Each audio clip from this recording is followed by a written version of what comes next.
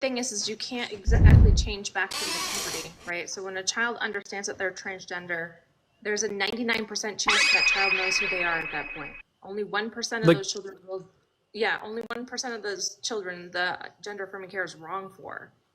So like, that number's not made up either. 99% is the actual number. Hold up, wait a minute. Hey, can you repeat the part of the stuff where you said all about the things? The things? Oh, we're going to cover many things. But first, if you're an avid TikTok scroller, you may recognize these two.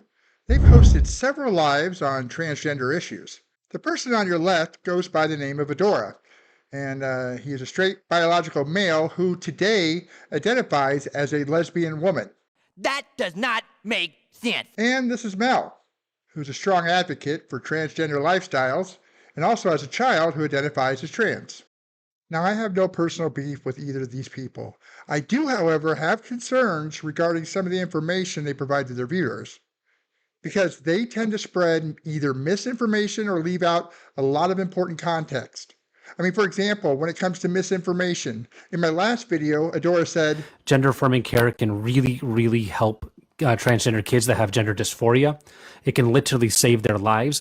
However, there's no proof gender affirming care has any positive impact on people struggling with gender dysphoria. I mean, check out this video next and hear from real experts who debunk the myth that gender affirming care saves lives or reduces the self-unaliving rate.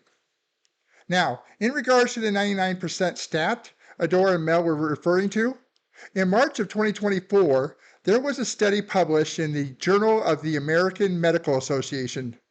Researchers collected and reviewed several cases of former teen and adolescent patients who sought gender-affirming care at a clinic located in Australia between 2014 and 2020. Now, the clinic treated patients up to the age of 18.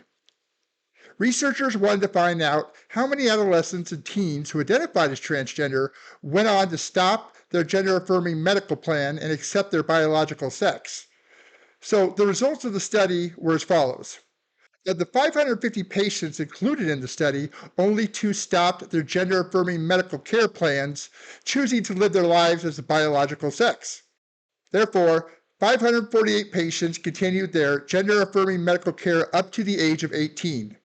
With that said, taking those results into account, that would mean that 99% continued their medical care, while 1%, well, actually probably even less than that, re-identified as their biological sex.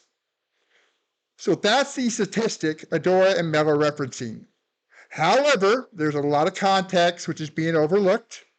First, there were like 29 cases omitted from the study, as those patients accepted their biological sex before starting gender-affirming care. Therefore, those cases didn't meet the criteria of the study.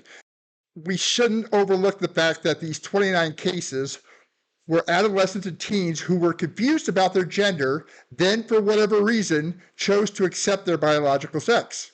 Second, the study is very new. Researchers have not followed up with any of the 548 patients who continued gender-affirming care beyond 18 years old.